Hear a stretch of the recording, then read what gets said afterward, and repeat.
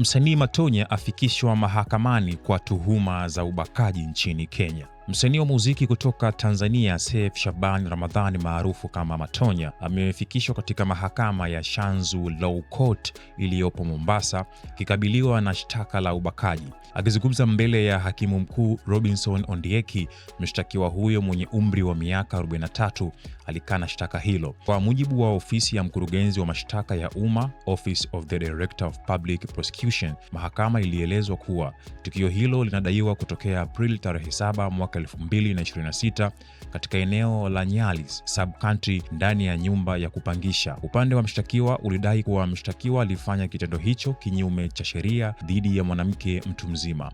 Wakili wa serikali Kea Ombele aliiomba mahakama kuweka masharti magumu ya dhamana, akidai kuwa mshtakiwa ni raia wa kigeni asiye na makazi ya kudumu nchini Kenya.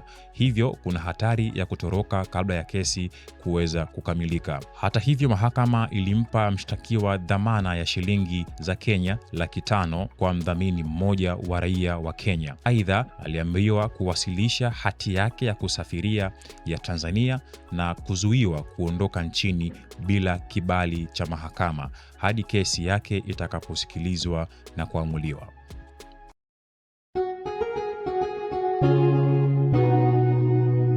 Kasako Media, tunaangazia maisha, tunaandika kesho.